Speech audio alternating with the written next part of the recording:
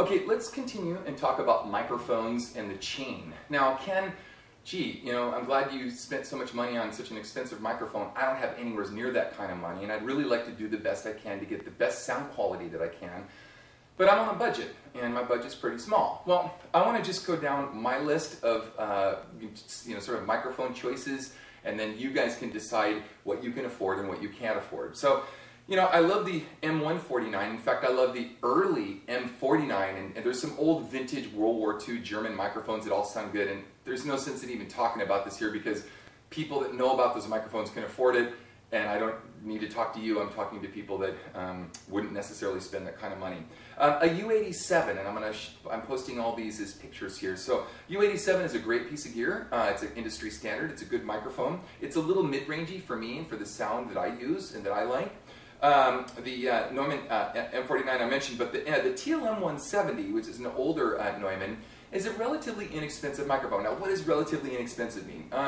You know, you can probably pick one up on eBay for $800-900. You know, they also make a 102 and a 103, and they're all, you know, kind of comparable in the same thing. You could pick those up for around $600-700, so $800 somewhere in there. Some are as expensive as $1,500 if you're looking at a brand new one. But the Neumann TLM 120, 102, or 103.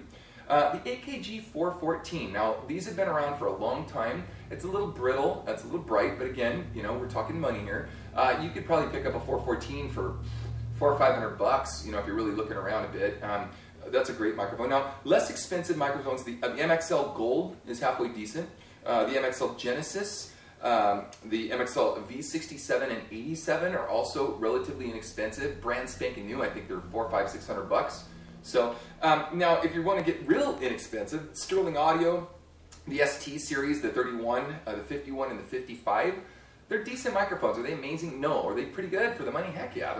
For the money, it's, you know, it's hard to beat. The Audix CX212B, gosh, for, you know, $500, $600, or whatever that microphone goes for. Now again, depending on if you want to use a microphone and you want to get something that's a little more high-end and look around, you can do that. If you want a brand new one that you don't have to worry about if you're going to have a problem with a tube or something like that, you know, you're probably better off getting a newer microphone. And the CAD, the JXL 2200 SP, it's okay, you know, it's all right, it does the job. Now, preamps, I mentioned the Avalon 737 SP. It's one of my favorite pieces of gear.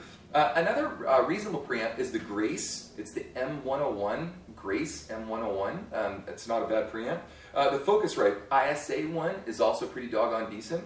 The Presonus, the V2, it's cheap. It's cheap.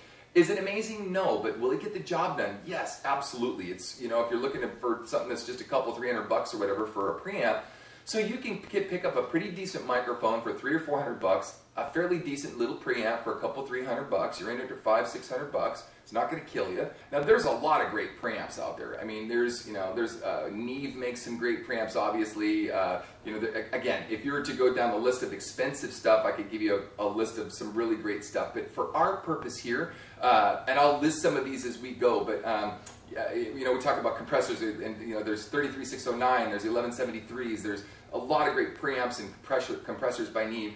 But for our purpose here, I think we're looking for the best bang for our buck. Back in my day, man, a preamp would cost you $3,000, $4,000, $5,000, and now we're seeing you know, halfway decent preamps for just a few $100s. So anyway, now the Art V3 is also a cheaper preamp that you could use. And again, am I recommending this above an Avalon? Of course not. Is it going to get the job done and make your stuff stop sounding like it's coming through a straw? Yes, absolutely. And it will really help, and it'll give you a good working knowledge of how and why these things are expensive and what they do.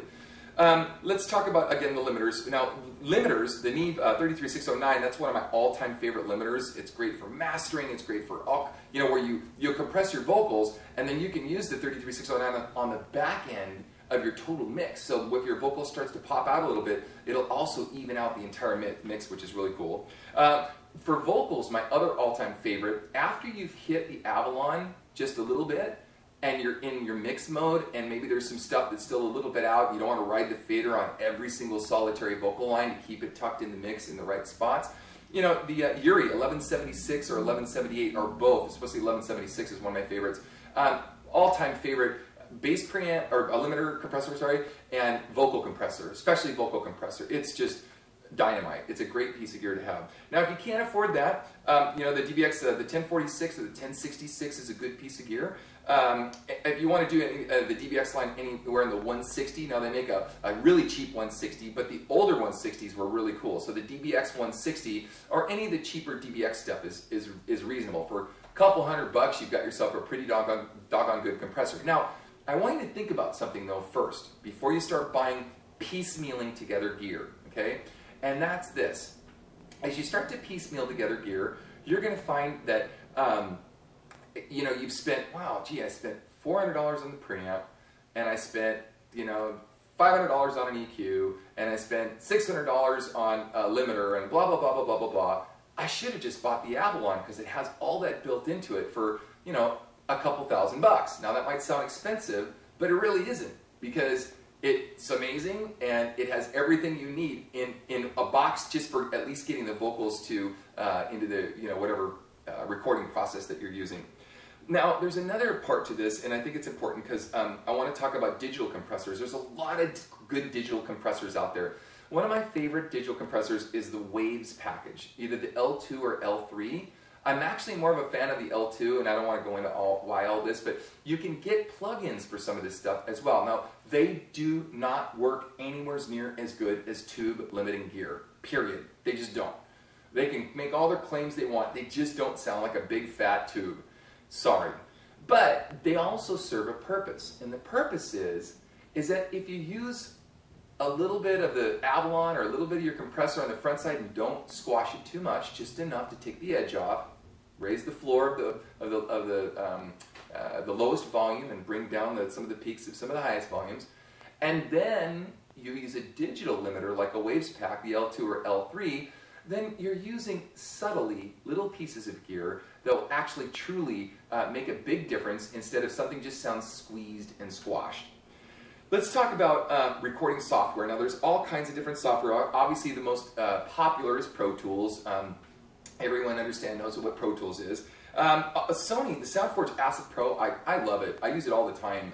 Is it a good recording piece of gear? No. I have radars myself with Nyquist converters in them, and I'm going to get to 880 conversion in a second.